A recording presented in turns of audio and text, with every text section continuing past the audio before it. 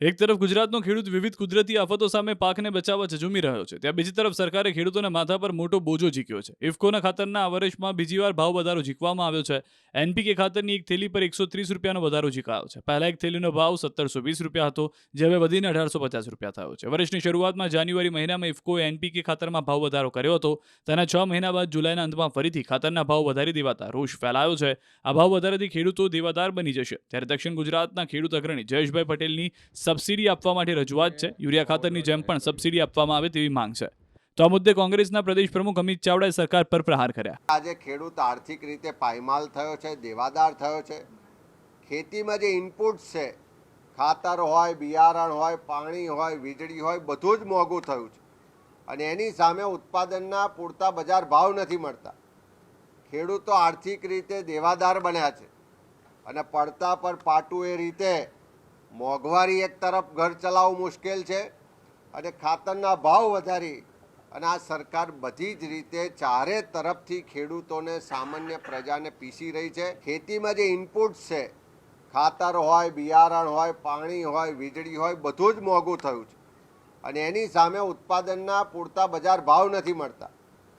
ખેડૂતો આર્થિક રીતે દેવાદાર બન્યા છે અને પડતા પર પાટું એ રીતે મોંઘવારી એક તરફ ઘર ચલાવવું મુશ્કેલ છે અને ખાતરના ભાવ વધારી અને આ સરકાર બધી જ રીતે ચારે તરફથી ખેડૂતોને, સામાન્ય પ્રજાને પીસી રહી છે. આ સરકાર ખેડૂત વિરોધી છે.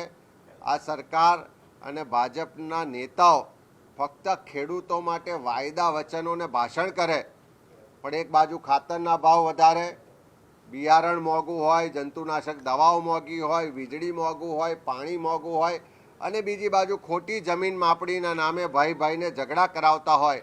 એટલે આ ખેડૂત વિરોધી સરકાર સામે ખેડૂતો આક્રોશમાં છે.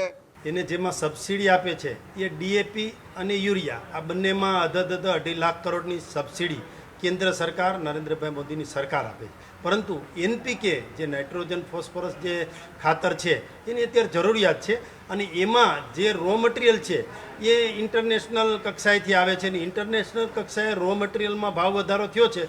એટલે રો મટીરિયલમાં ભાવ વધારો થવાના કારણે અહીંયા પણ એનપીકેમાં ઇફકો દ્વારા ભાવ વધારો કરવામાં આવ્યો છે અને 380 રૂપિયા જેવો પ્રતિ બોરીએ ભાવ વધારો કર્યો છે. જો કોંગ્રેસ જ્યારે સરકારમાં હતી ત્યારે પણ એનપીકે જે છે એમાં સબસિડી નહોતી જ અપાતી, ડીએપી અને યુરિયામાં જ સબસિડી અપાતી હતી.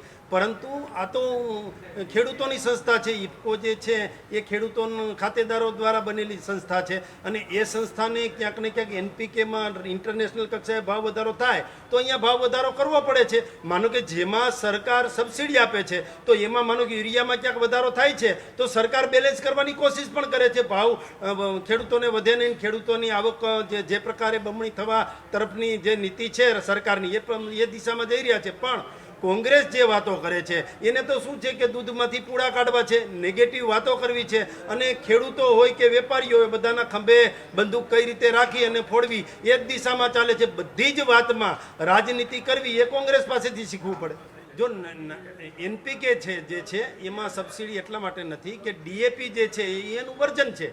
ડીએપી પણ ચાલે ને એનપીકે પણ ચાલે. એટલે ડીએપીમાં સરકાર સબસિડી આપી રહી છે એટલે ડીએપીમાં જ્યારે સબસિડી આપતી હોય તો એમાં ક્યાંય વધારો ઘટાડો થાય તો એ બેલેન્સ કરે છે. અને એનપીકે જે છે એ આપણે સંપૂર્ણ રીતે એનું રો મટીરિયલ બહારથી આવે છે. એટલે બહારથી રો મટીરિયલ આવતું હોય તો ઇન્ટરનેશનલ કક્ષાએ ડોલરમાં જે ભાવ વધારો થાય એ અહીંયા રૂપિયામાં ભાવ વધારો થાય. એટલે 380 રૂપિયા જેવો પ્રતિ બોરીએ એનપીકેમાં વધારો થયો છે. એ ઇફકો દ્વારા વધારો કરવામાં આવ્યો છે. એમ છતાં પણ ખેડૂતો માટે કંઈ કરવાનું થાય, ખેડૂતોની જે આવક બમણી થાય અથવા તો ખેડૂતોને કોઈ નુકસાન ન જાય, એ બિયારણ હોય, ખાતર હોય કે એની એપીએમસીમાં એની જે જણસ લઈ જાય છે એમાં પણ ક્યાંય તકલીફ હોય તો સરકાર એની પડખે જ રહે છે.